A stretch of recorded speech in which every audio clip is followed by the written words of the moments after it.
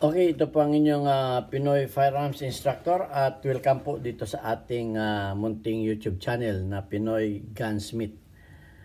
At bago ako bumati at magpasalamat ay gusto ko lang munang basahin ang katanungan ni Damam KSA. So, taga Saudi to, OFW I'm sure. Sabi niya, Sir, ano ang pwede mong require pag concealed carry? Medyo hindi ko masyadong pero sasagutin natin yan sa abot ng ating makakaya. Sir, ano ang pwede mong i-require pang concealed carry? Okay, bago natin yan talakayin ay gusto ko lang munang magpasalamat sa ating 8,402 to be exact ng mga subscribers. At maraming salamat sa magaganda ninyong comment. May nag-comment na marami daw tayong salita kaysa sa pagtuturo. Okay. Si Flores Han, ayan, ay baka naubusan na siya ng customer. Meron din nagsalita na wala daw siyang natutunan, wala naintindihan. Pero ang gaganda naman ng karamihan ng mga at maraming natututo sa ating YouTube channel. Kaya patuloy lang tayo. Meron talagang mga hindi natin maintindihan. Okay, sasagutin na lahat naman ng ating tanong ay sinasagot natin sa abot ng ating makakaya at sa ating experience. Hindi ko po sinasaklaw yung experience ng iba. Okay, at pinasasalamatan ko yung ating mga silent viewers na hindi nag-skip ng ads sapagkat tayo nga po ay isang charity vlogger na may 6 na estudyante na may tinutulungan. Kaya nga po tayo ay merong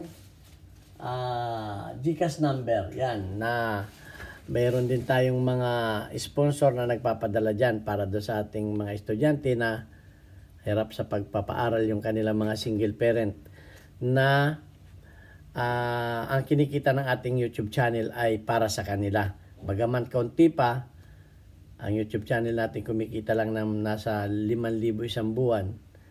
Pero ang budget naman natin sa mga estudyante natin ay 1,000 ang bawat isa kada linggo. So, kada linggo 6,000 ang kumakalta sa ating bulsa. Pero maraming salamat din sa mga tumutulong dahil nababawasan yung ating burden na mga sponsor natin. Okay, pasalamatan lang natin sina Alfredo Isidro Ordisipay ng Las Piñas, si Architect Arnel Salvador ng Kuwait, si Jubel Platon, Buy Umay ng Riyadh, Saudi Arabia, si Umbit ng Kia Motors, si Anthony Evangelista ng Pasay. Merong ayaw magpakilala, tawagin na lang nating Mr. Adrian.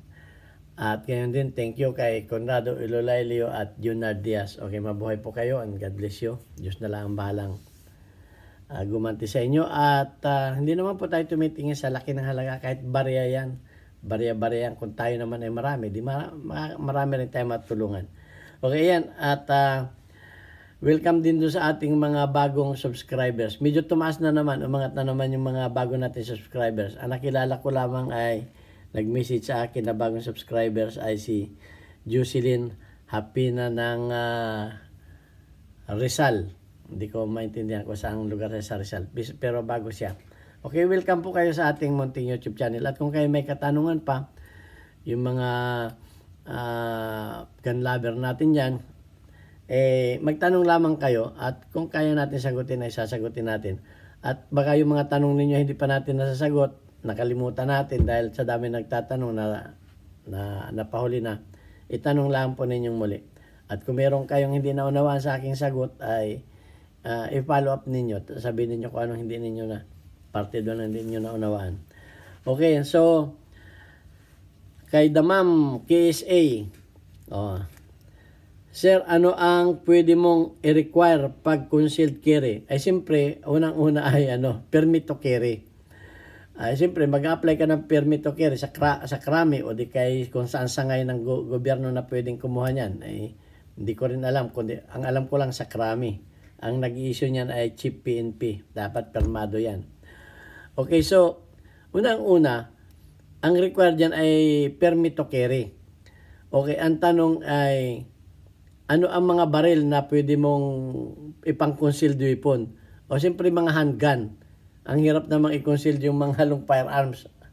At hindi ko rin alam kung paano yan kung yan ay i-conceal. Dahil at kung yan ay mabigyan man niya ng permit to carry, siyempre meron kayo sasakyan at yan ay nasa compartment, ang aking pagkakalam. Okay, ang ano lang natin ay yung mga handgun. Unang-una, siyempre, pupunta tayo sa batas. Okay, ang sabi dito, ang may tanong, can I carry a gun in my car? Okay, sa Pilipinas ito, hindi sa ibang bansa. Pwede ba daw nating magdala ng baril sa ating handgun sa loob ng sasakyan? Okay, ang sabi ay ng batas ay yes, you can provide you are duly licensed and permit to carry. License at permit to carry outside residence issued by the National Police. If carried, it should be concealed in a clutch bag or shoulder bag. Okay, required na nasa clutch bag o nasa shoulder bag. Okay. Hindi sinabi na yung nasa mga, 'di ba, yung mga sasakyan natin may mga may mga parang drawer. Dapat kung doon niyo ilalagay, kinakailangan nasa clutch bag din. Kasi pagbukas niyan at nakita ka kagad na halimbawa may nangyaring hindi maganda o may aksidente o na subject for search yung inyong sasakyan. Although hindi naman sila pwedeng mag-search sa loob ng sasakyan. Subject for search halimbawa. Pagbukas ng iyong drawer doon sa sasakyan ay yung baril mo ay nakabulaga. Ang sabi ay nasa clutch bag . Kung nasa loob ng sasakyan, nasa clutch bag o nasa shoulder bag. Yun ang sabi dito sa batas Yung iba naman ay may nakita ko yung nasa ilalim ng manubela, may magnet doon na doon nakalagay. Sa tingin ko po, yan ay opinion ko lang, mali yan dito sa ating batas. Kasi napakalinaw ng ating batas na carriage should be concealed, nakatago talaga, in the clutch bag or shoulder bag. Okay, yan ay sinabatas yan noong April 10, 2016 sa revised. Okay, nandito yan. Binabasa ko lang yan dito sa nakita ba dyan? Yan, binabasa ko lang yan dito. Okay. Hindi ko na itong babasahin lahat dahil dahil sa mahaba naman yan. Yun lang ang paliwanag dyan kung nasa sasakyan. Ngayon, ang tanong naman ay can you carry a gun in your waistband in the Philippines? Ibig sabihin yung nandito sa inyong waist. Merong mga nagsasabi na yung may video ako na quick draw from the bag. May nagsasabi sa akin doon na hindi daw siya gumagamit. Bakit daw gagamit pa ng bag? Pwede naman daw dito sa pwede naman yan dito sa waist. May batas din diyan. Okay. Sabi kinukontra tayo. Wala naman tayong kwan. Pero ito ang batas Display of firearms is prohibited. Firearms must always be concealed carry for a handgun. It must not be physically body tack. Hindi man physically body tack. Yung nakatak sa iyong waist. Nakalagay dito. Or inserted in waistband. Okay. Hindi man pwede naka-waistband yan. Hindi man pwede. Maliban lamang kung kayo ay enforcer. Kung kayo police o sundalo maybe. Exempted kayo. Pero ito sa mga ang pinag-usapan natin ay sa mga civilian. Okay, so maliwanag must not be. Okay, binabasa ko lang yan, hindi ako nagsabi niyan. Must not be physically body tack or inserted in the waistband. It must be encased on a hand luggage. Pwedeng nasa hand luggage such as clutch bag. Okay, clutch bag. Belt bag. Yan, pwedeng belt bag or gun case like. Okay, mga belt bag O yung mga basta nasa bag. Kaya tayo ay ang dami kong viewers doon sa quick drop from the bag. Kaya itunuro ko yung quick drop from the bag. Hindi ako nagturo nung quick drop from yung waist. Kasi sa mga sundalo lang yan, sa mga law enforcer lang yan. So ito ang nasa at walang sinasabi sa batas kung anong klase ng baril. Kung anong klase ng baril na basta handgun. Okay, wala sinasabi kung anong caliber. Nasa sa inyo na yan kung anong caliber ang gusto niyo. Pero kung akong tatanungin ninyo, may stopping power na. O 357 o 45. O, para kahit isang tama lamang may na siyang bumangon. Okay. So ayan. 'Yun ang wala sa bagay ang tanong lamang ni Ma'am Casey ay required lang. Ay required. So yan lang ang masasabi ko na masasagot ko dahil yan ang nasa batas. Should be on the clutch bag, belt bag, handbag. Okay. So yan, kahit nasa sakyan dapat din yan ay nasa bag. Hindi yung kung nasa sakyan ka, diyan ako nadali yung ko hindi na wala sa bag. Pero nadadala naman niya sa magandang pakiusapan. Okay, kung ako naman ay mabait makiusap, ay sabi ko, pinakita ko lamang yung ako ay sabi ko do sa checkpoint, sir, ako ay ito yung pera ko, pupunta ako ng bangko, malaking halaga ito. Ay malaki na nun yung mga panahon yun, malaki na yung kalahating milyon Kalahating milyon sir itong dala ko. Kaya medyo naka-red alert lang ako. Pero pinayagan naman ako. At wag ko na lang daw magandang pakiusap, wag kang magmamalaki sa mga checkpoint. Wag kang wag kang arrogant. Kung may kaunting violation ka, pagbibigyan ka naman nila basta reasonable. Yung sa akin naman, nabigyan ko ng bakit yung mo ay 'di ba yung mga kotse natin minsan may dito, yung may nandito lang sa may cambio, pero may takip naman. Na flashlightan na nahalata. So tayo sa checkpoint, pero napakiusapan ko naman dahil may naman, at saka noon pala ay panahon ng ng eleksyon. May naman tayo, may election tayo, ang tawag doon pag eleksyon, may permit ng dahil nga tayo ay naging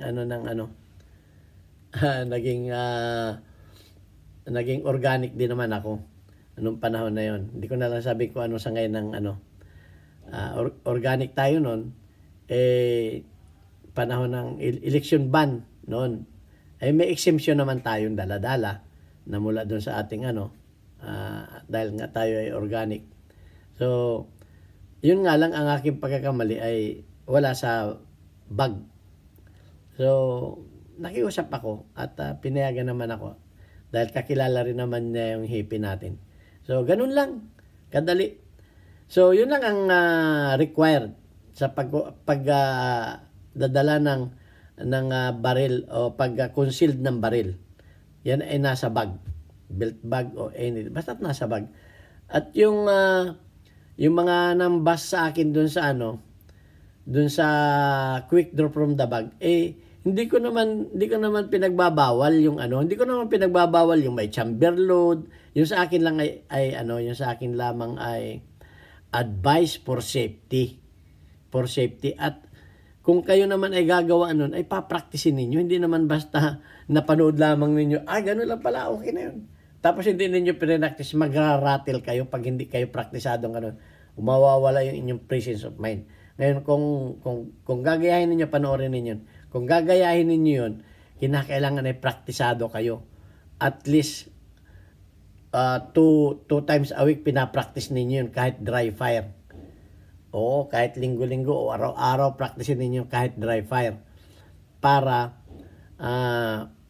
lagi kayo may presence of mind, hindi kayo magraratil. Alam ninyo ang gagawin ninyo at meron kayong tinatawag na muscle memory. Yun ang napaka-importante. Pag kayo praktisado may muscle memory, pikit man kayo, lalabas at lalabas yung natural ninyong galaw.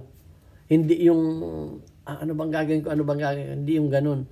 So, napaka-importante na kung kayo ay magdadala ng baril, alam ninyo ang gagawin ninyo sa panahon ng kagipitan. O ito pa, isang tip sa inyo.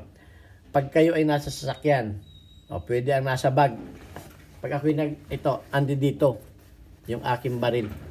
At nakadikit yan sa katawan ko, nandito yan sa aking lap. Plus seatbelt na ganon. Hindi ko na kinakailangang damputin pa kung nasaan yan. Andito yan. Alam ko na kung paano yung quick draw from the bag ang gagawin ko. At alam ko na yan. Hindi ko na kinakailangan magtanggal pa ng belt. Alam ko na yan. Nakaposisyon na yan dito. Nakaposisyon na. Kalong ko yan. Kalong ko dito yan. Para pagbaba ng kamay ko sa manubela, alam ko na ang gagawin ko. So isang tip yan.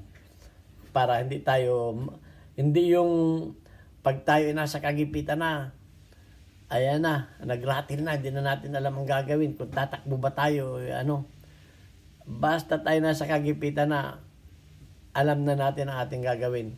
Ano yun na natin. At kung nakatutok na sa atin ang baril ay, huwag tayong gagalaw ng alanganin. Kung nakatutok na yung baril, huwag tayong, pero kung pumuputok na yung baril, ay ibang usapan na yan. Pag may pumutok na, ibang usapan na yun. Hindi na kinakailangang tumaas pa yung kamay mo. Pero kung nakatutok sa iyo, pag sabing, freeze, ay freeze. Huwag kang nakatutok sa iyo. Pero pag naunahan ka na ng putok, wala na yan. Wala na. Pero kung nakatutok sa iyo ng isang metro yan, ang layo, ay humanap ka ng tiyempo o timing. Pag-isipan mo mabuti kung magduro-duro ka ba o ano. Hintayin mong gumalaw siya, hintayin mong magsalita siya, hintayin mong mabaling yung kanyang atensyon sa isang bagay. Pag nabaling yung atensyon niya sa iba, doon ka gumalaw. Okay? At gawin mong mabilis hanggang sa kaya mong mabilis. Okay? Yun ang tip ko sa inyo. Huwag kang pabara-bara, huwag kang gumaya dun sa nagtuturo sa Facebook na nakatutok yung baril ay kung mas mabilis pang kumilos kaysa doon sa gatilyo. Hindi mo ganun. Hintayin mong mabaling yung atensyon niya sa isang bagay. Pag nabaling yung atensyon niya sa isang bagay, saka ka gumawa ng ganun. Okay, so hindi na natin nasakop sa yan. Yun lang required. Kung ano ang Sir, ano ang pwede mong i-require pag concealed weapon? Yun lang aking masasagot. Nasa bag, nasa sasakyan ka man, o basta outside residence. Okay. Kung nasa loob ka ng opisina mo ay iba na yun. Pwede na doon ang wala nang requirement doon kasi yung opisina mo ay considered na residence mo na yan hindi na outside residence yan. Hindi na outside residence. So mali din na sabihin na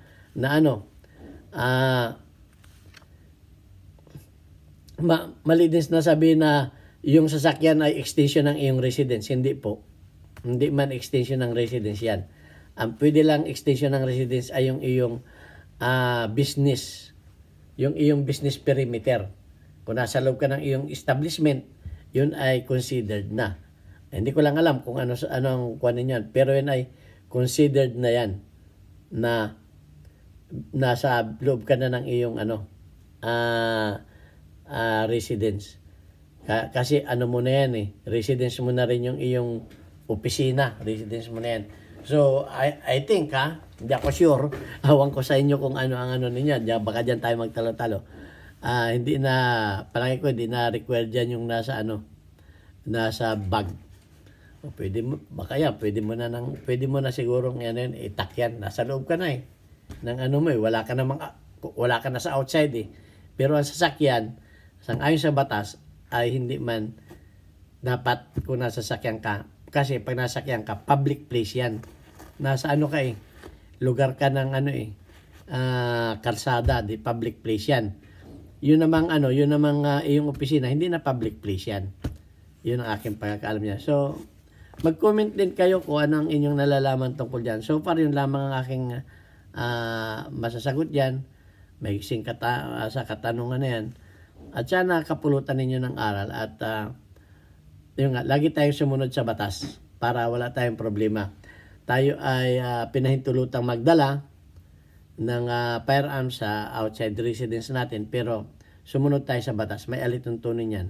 At huwag tayong bara-bara-bay. Mahirap na magsisi sa bandang huli. Ito ang inyong Pinoy Firearms Instructor, nagpapayo lang. Nasa sa inyo na yan kung susundin ninyo. At maging maingat lang tayo. God bless us all. Thank you very much.